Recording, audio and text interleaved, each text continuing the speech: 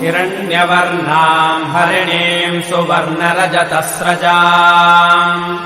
चन्द्राम् हिरण्मयीम् लक्ष्मीम् जातवेदो महावः ताम् महावः जातवेदो लक्ष्मीमनपगामिनीम् यस्याम् हिरण्यम् विन्देयम् गामश्वम् पुरुषानहम्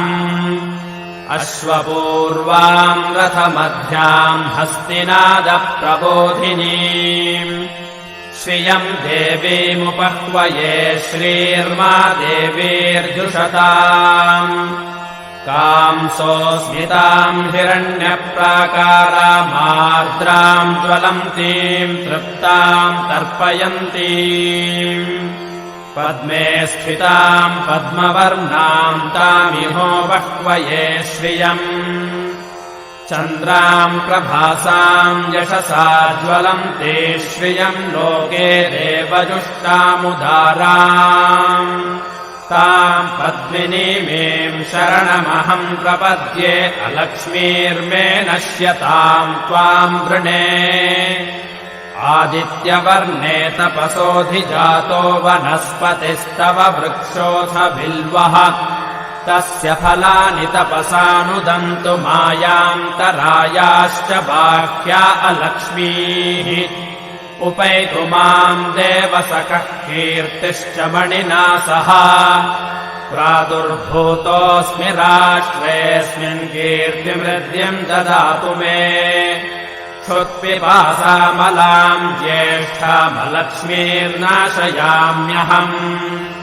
अभूतिमसमृद्धिम् च सर्वान्निर्नुद मे गृहात्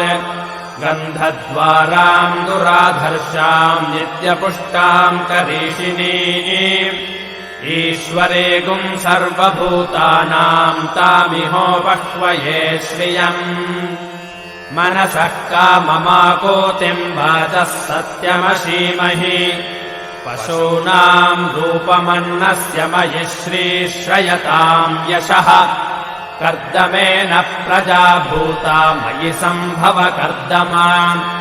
श्रियम् वासय मे कुले मातरम् पद्ममालिनीम् आपसृजन्तः स्निग्धानि चिक्कीतवस मे गृहे निच देवीम् मातरम् श्रियम् वासय मे कुले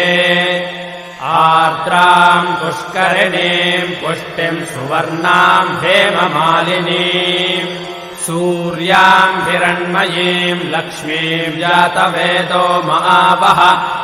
आर्द्राम् यः करिणीम् यष्टिम् पिङ्गलाम् पद्ममालिनीम् चन्द्राम् हिरण्मयीम् लक्ष्मीम् जातवेदो महावः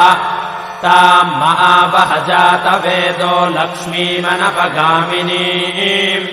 यस्याम् हिरण्यम् प्रभूतम् गावो दास्योऽश्वान् विन्देयम् पुरुषानहम् यशुचिः प्रयतो भूत्वा गुहुयादाज्यमन्वहम् सूक्तम् पञ्चदशर्चम् च श्रीकावः सततम् जपेत्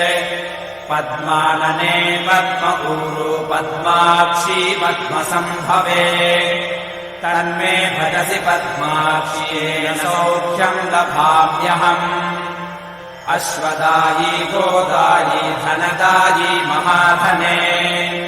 धनम् मे जुषताम् देवि सर्वकामांश्च देहि मे पद्मानने पद्मवि पद्मपत्रे पद्मप्रिये पद्मदलायताक्षी विश्वप्रिये विष्णुमनोनुकूले त्वत्पादपद्मम् मयि सन्निधत्स्व पुत्रपौत्रधनम् धान्यम् हस्त्यश्वादिगवेरथम् प्रजानाम् भवसि माता आयुष्मन्तम् करोतु मे धनमग्निर्धनम् वायुर्धनगुम् सूर्यो धनम् वसुः धनमिन्द्रो बृहस्पतिर्वरुणम् धनमस्तु मे वैनतेय सोमम् पिबतु वृत्रः सोमम् धनस्य सोमिनो मह्यम् ददातु सोमिनः न क्रोधो न च मात्सर्यम् न लोभो नाशुभामतिः भवन्ति कृतपुण्यानाम् भक्तानाम् श्रीसूक्तम् जपेत् सरसिजनिलये सरोजहस्ते धवलतराम् शुकगन्धमाल्यशोभे भगवति हरिवल्लभे मनोज्ञे त्रिभुवनभूतिकरी प्रसीद मह्यम् विष्णुपत्नीम् क्षमाम् देवीम् माधवीम् माधवप्रियाम् लक्ष्मीम् प्रियसखीम् देवीम् नमाम्यच्युतवल्लभाम् महादेव्यै च विद्महे विष्णुपत्न्यै च धीमहि तन्नो लक्ष्मीः प्रचोदयात्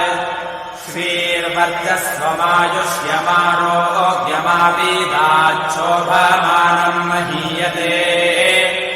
धान्यम् धनम् पशुम् बहुपुत्रलाभम् शतसंवत्सरम् दीर्घमायुः ॐ शान्तिः शान्तिः शान्तिः।